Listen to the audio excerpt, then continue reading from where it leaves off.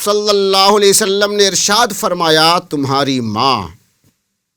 اس نے کہا پھر کون؟ آپ نے فرمایا پھر تمہاری ماں۔ اس نے کہا پھر کون؟ آپ نے فرمایا پھر تمہاری ماں۔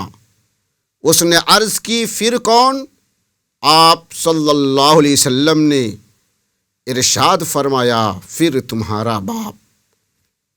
علامہ یحییٰ بن شرف نووی رحمۃ اللہ تعالی علیہ تحریر فرماتے ہیں کہ سب سے زیادہ حسن سلوک کی حقدار ماں ہوتی ہے، پھر باپ، اور ان کے بعد قرب کے اعتبار سے درجہ بدرجہ باقی رشتہ دار ہوتے ہیں۔ ماں کا حق مقدم کرنے کی وجہ یہ ہے کہ اولاد کی تربیت میں ماں کو زیادہ مشقت اٹھانی پڑتی ہے، اور ماں کی اولاد پر شفقت بھی زیادہ ہوتی ہے۔ حمل، وضع حمل، دودھ پلانے اور پرورش کے دیگر مراحل طے کرنے میں ماں کو زیادہ مشقت ہوتی ہے۔ حارث محاسبی نے کہا کہ اس بات پر اجماع ہے کہ ماں کا درجہ باپ سے زیادہ ہے۔ حضرت قاضی عیاض رحمۃ اللہ تعالی علیہ نے فرمایا کہ جمہور کا یہی نظریہ ہے اور یہی احادیث صحیحہ سے مستفاد ہے۔ دوسری حدیث پاک میں نبی کریم صلی اللہ علیہ وسلم نے ارشاد فرمایا عن ابی ہریرہ قال قال رجل یا رسول اللہ صلی اللہ علیہ وسلم من احق الناس بحسن الصحبہ قال امک ثم امک ثم امک ثم ابوک ثم ادناک ثم ادناک۔ حضرت ابو ہریرہ رضی اللہ تعالی عنہ سے روایت ہے، وہ بیان کرتے ہیں کہ ایک شخص رسول اکرم کی بارگاہ میں عرض کیا کہ یا رسول اللہ، کون لوگ میرے اچھے سلوک کے زیادہ مستحق ہیں؟ آپ صلی اللہ علیہ وآلہ وسلم نے فرمایا تمہاری ماں، پھر تمہاری ماں، پھر تمہاری ماں، پھر تمہارا باپ، پھر جو تمہارے قریب ہو، جو تمہارے قریب ہو۔ ابو داود و ترمذی باروایت بہز بن حکیم عن ابیہ عن جدہ راوی، وہ کہتے ہیں کہ میں نے عرض کی یا رسول اللہ، کس کے ساتھ احسان کروں؟ فرمایا اپنی ماں کے ساتھ۔ میں نے کہا پھر کس کے ساتھ؟ فرمایا اپنی ماں کے ساتھ۔ میں نے کہا پھر کس کے ساتھ؟ فرمایا اپنی ماں کے ساتھ۔ میں نے کہا پھر کس کے ساتھ؟ فرمایا باپ کے ساتھ۔ پھر اس کے ساتھ جو زیادہ قریب ہو، پھر اس کے بعد جو زیادہ قریب ہو۔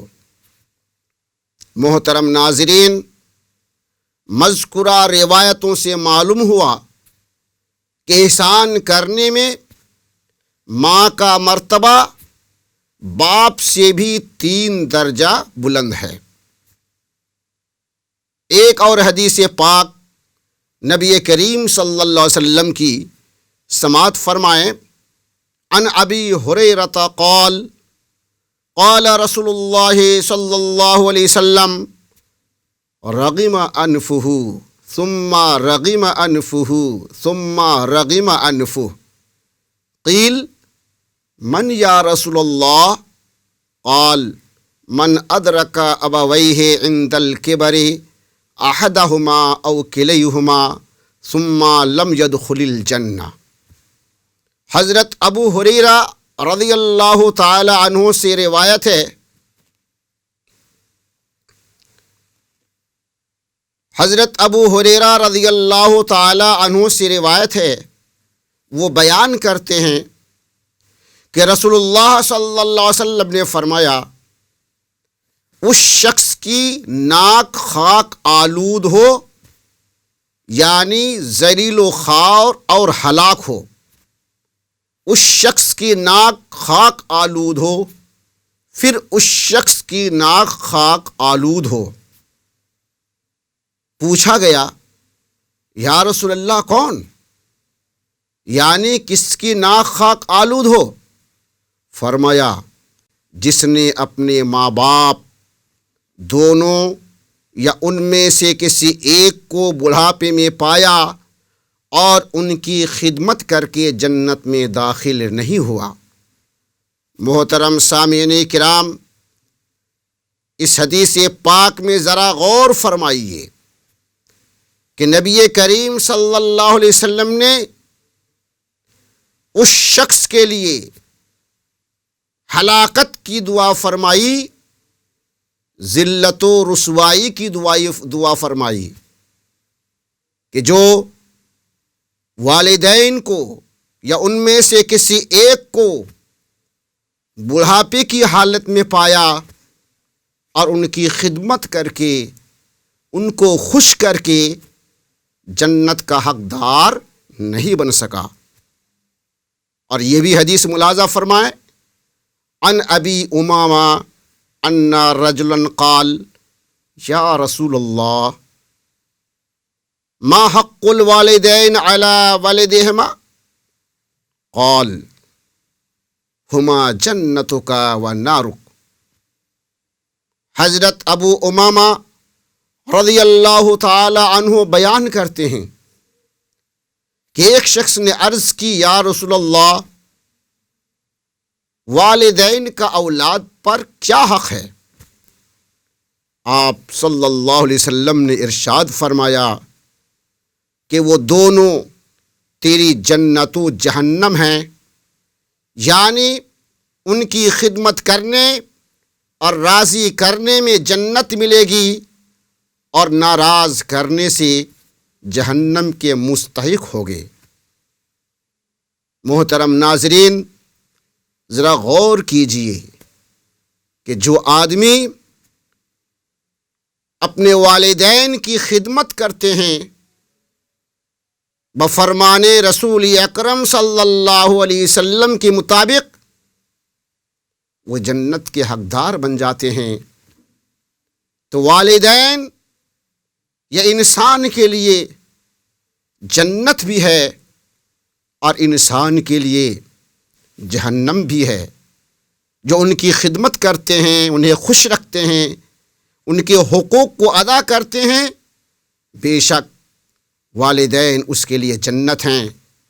اور جو والدین کی شان میں گستاخی کرتے ہیں، ان کے ساتھ بدسلوکی کرتے ہیں، ان کے ساتھ جھڑک کر بات کرتے ہیں، ان کو تکلیفیں دیتے ہیں، اذیتیں پہنچاتے ہیں، ایسا شخص جہنم کا حقدار ہوتا ہے۔ اللہ تبارک و تعالی اس بلا سے ہم سب کو بچائے اور والدین کی خدمت کرنے کی توفیق عطا فرمائے۔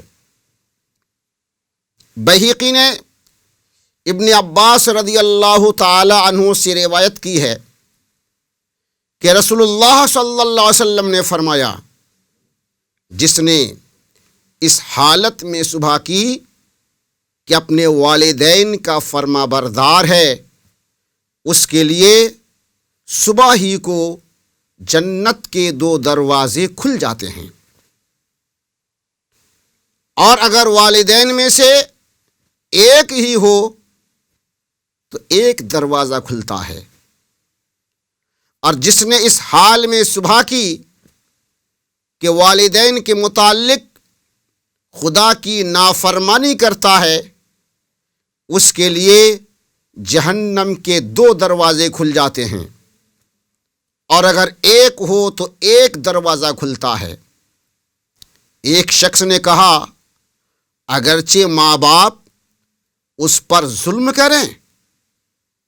نبی کریم صلی اللہ علیہ وسلم نے فرمایا اگرچہ ظلم کریں، اگرچہ ظلم کریں، اگرچہ ظلم کریں، یعنی اگر والدین کی طرف سے اولاد کو کسی قسم کی تکلیف پہنچتی ہے، اذیت پہنچتی ہے، تو ایسی صورت میں بھی اولاد پر لازم ہے کہ والدین کے ناروا سلوک کو، ان کی تکلیف کو، اذیت کو برداشت کرے اور ان کا ادب و احترام بجا لاتے رہیں۔ ان کے لیے ہمیشہ اللہ تبارک و تعالیٰ کی بارگاہ میں نیک دعائیں کرتے رہیں گے۔ اللہ تبارک و تعالیٰ ہمیں، آپ کو، سارے مسلمانوں کو والدین کی خدمت کرنے کی توفیق عطا فرمائے اور ان کے نام ایصال ثواب کی توفیق عطا فرمائے، ان کی قبروں کی زیارت کی توفیق عطا فرمائے، آمین۔ وآخر دعوانا ان الحمد للہ رب العالمین۔ السلام علیکم ورحمۃ اللہ وبرکاتہ۔